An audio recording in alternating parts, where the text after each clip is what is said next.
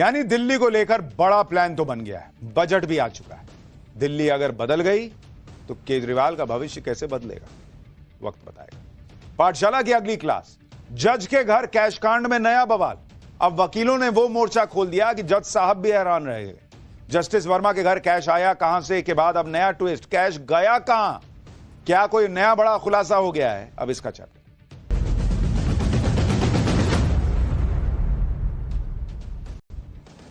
Delhi high court के justice Yashwant Verma और उनसे जुड़े कैश कांड से जुड़े नए नए खुलासे हो रहे हैं। इस मामले में नए नए ट्विस्ट आ रहे हैं। जस्टिस यशवंत वर्मा इस कैश कांड में बुरी तरह से घिरे हुए हैं। जस्टिस वर्मा के बहाने न्यायपालिका पर भी लोग अपने अपने हिसाब से कमेंट कर रहे हैं। पब्लिक के मन में कई सवाल आ रहे हैं कि आम आदमी के पास अगर इतना पैसा मिल जाता तो फौरन 10 तरह की जांच खुल जाती।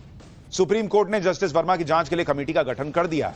कमेटी ने जांच शुरू भी कर दी है। सुप्रीम कोर्ट कोलिजियम ने जस्टिस वर्मा का ट्रांसफर इलाहाबाद हाईकोर्ट में कर दिया, जिसके बाद इलाहाबाद के साथ देश के अलग अलग कोर्ट में विरोध प्रदर्शन शुरू हो गया है। जस्टिस वर्मा के घर से जो कैश मिला है उसको लेकर भी कई तरह के सवाल हैं, जिसकी चर्चा पब्लिक में खूब हो रही।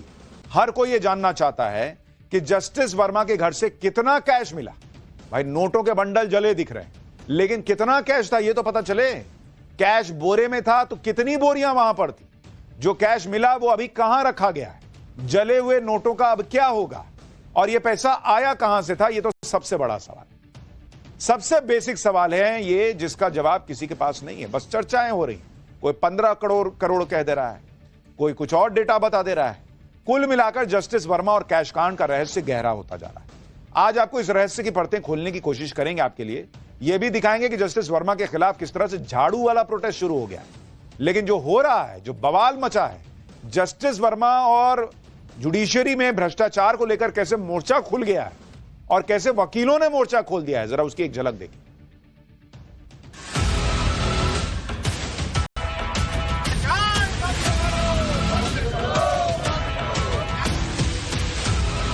भ्रष्टाचार का सामना कर रहे जज साहब, उनको इलाहाबाद ना भेजा जाए, हमारी यही डिमांड थी। जैसे ईडी की कार्रवाई होती है, सीबीआई की कार्रवाई होती है, इसी टाइप की कार्रवाई जो है वो जजेस के ऊपर होना चाहिए।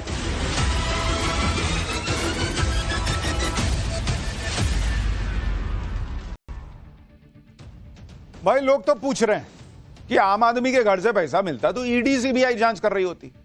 जज साहब के यहां से मिला तो जज साहब ही जांच कर रहे हैं। जजेस को अपॉइंट जज करेंगे, जज की जांच जज करेंगे। लोग कह रहे हैं भाई सच कैसे पता चलेगा, विश्वास कैसे जगेगा? जस्टिस वर्मा दिल्ली हाईकोर्ट आने से पहले इलाहाबाद हाईकोर्ट में जज थे और अब फिर से उनका ट्रांसफर पेरेंट हाईकोर्ट में कर दिया गया। जस्टिस वर्मा के ट्रांसफर का इलाहाबाद हाईकोर्ट बार एसोसिएशन शुरू से विरोध कर रहा है।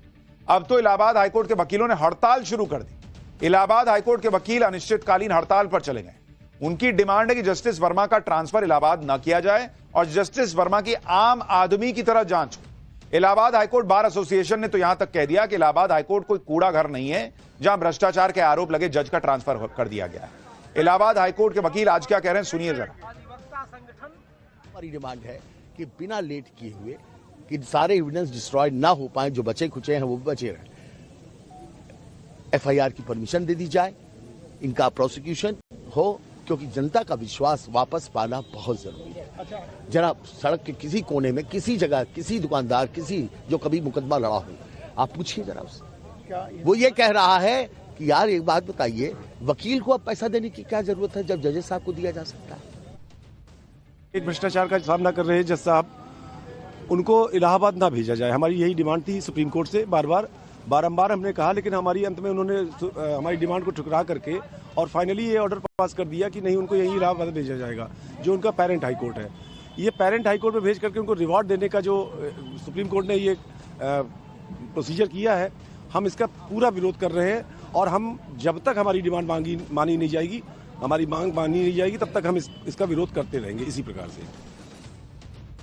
यानी जजों के खिलाफ वकीलों ने मोर्चा खोल दिया। इलाहाबाद हाईकोर्ट बार एसोसिएशन के अध्यक्ष तो कह रहे हैं भाई कि पब्लिक में चर्चा हो रही है कि वकील को पैसा क्यों देना, सीधा जज को देंगे फिर अगर ऐसे पैसा नहीं मिल रहा है। वो कह रहे पब्लिक में ये सब चर्चा चल रही है, बहुत गंभीर बात कह रहे हैं वो, बड़ा मुद्दा उठा रहे हैं वो कि भाई जुडिशरी को पाक साफ दिखाना जरूरी है, उसका जो अस्तित्व है कि भाई मैं एकदम क्लियर हूं, वो स्थापित होना जरूरी है। इलाहाबाद के साथ वाराणसी में भी जस्टिस वर्मा का विरोध हो रहा है। वाराणसी की अदालत में वकीलों ने अनोखे अंदाज में जस्टिस वर्मा का विरोध कर दिया। वकीलों ने अदालत के बाहर सड़क पर झाड़ू लगाकर अपना विरोध दर्ज कराया। वाराणसी के वकीलों ने कहा कि न्यायपालिका में भ्रष्टाचार को खत्म करने के लिए कदम उठाए जाने चाहिए।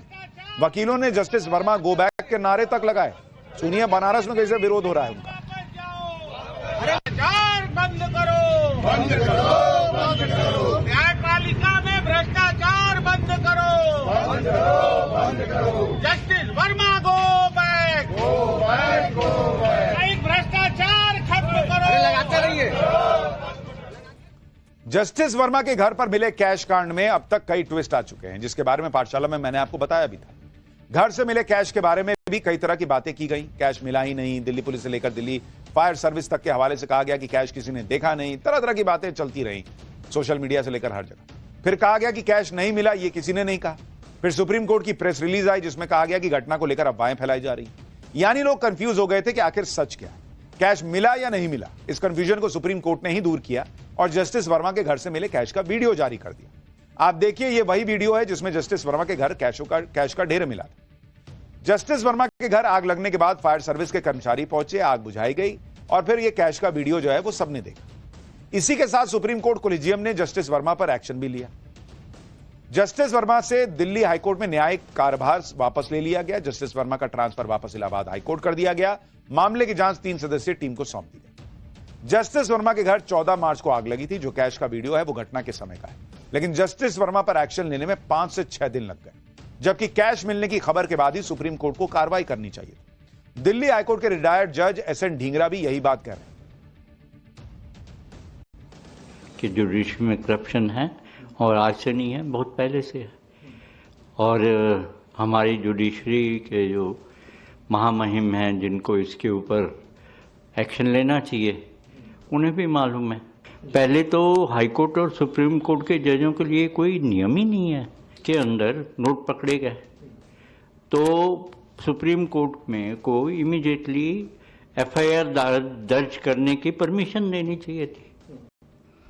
तो ठीक है, करप्शन है, जैसे आम आदमी के ऊपर एफआईआर दर्ज होती है, इसके ऊपर भी एक न्यायाधीश के ऊपर भी उसी प्रकार एफआईआर दर्ज करने की परमिशन दी जाए और उसके साथ साथ आगे की कार्रवाई की जाए। सुप्रीम कोर्ट को तो ये करना चाहिए था, उन्होंने ट्रांसफर कर दिया।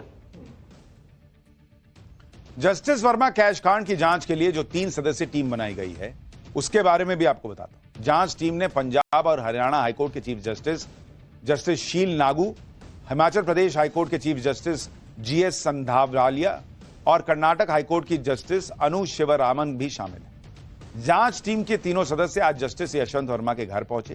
टीम उस स्टोर रूम में गई जहां 500 के नोटों की से भरी अधजली बोरियां मिली। कहा जा रहा है कि जांच टीम ने 45 मिनट तक जस्टिस वर्मा के घर का जायजा लिया और जांच की। लेकिन सवाल यह भी है कि जस्टिस यशवंत वर्मा के घर पहुंची जांच टीम को क्या मिला, क्योंकि चर्चा है कि कमरे को खाली करा लिया गया है, कैश कहां है किसी को पता नहीं, पुलिस ने कुछ भी सीज नहीं किया है, रिकवरी कितनी हुई यह भी नहीं पता है। अब इसे लापरवाही कहें या फिर प्रोटोकॉल की हाईकोर्ट के जज के घर पुलिस कैसे जा सकती है और कैसे बिना परमिशन एक्शन ले सकती है और कुछ सीज कर सकती है। लेकिन इसका असर यह हुआ कि जले हुए नोट के रूप में जो सबूत हैं वो जस्टिस वर्मा के घर के बाहर कूड़े में मिल गए। तस्वीरें जस्टिस वर्मा के घर के बाहर मिले जले हुए कैश की है। ये देखिए, कचरा साफ करने वालों को जले हुए नोट मिल रहे हैं। सफाई कर्मचारी ने क्या बताया था वो भी एक बार सुनिए।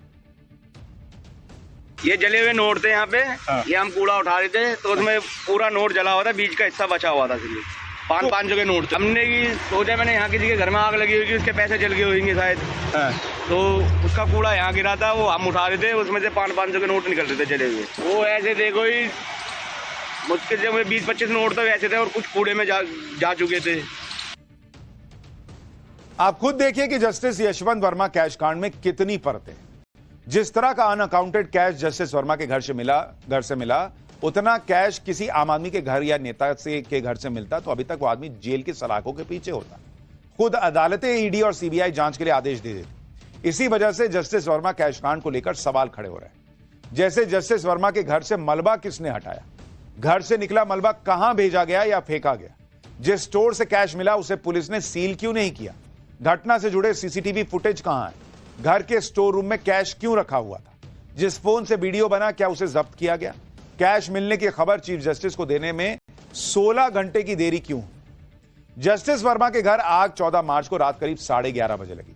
दिल्ली पुलिस ने दिल्ली हाईकोर्ट के चीफ जस्टिस को 15 मार्च शाम करीब 5 बजे जानकारी दी। अगर कैश का वीडियो था तो पुलिस को फौरन ही चीफ जस्टिस को खबर दे देनी चाहिए थी। एक सिटिंग जज पर लगे आरोप और जांच को लेकर ऐसे सवालों की चर्चा पब्लिक भी कर रही है।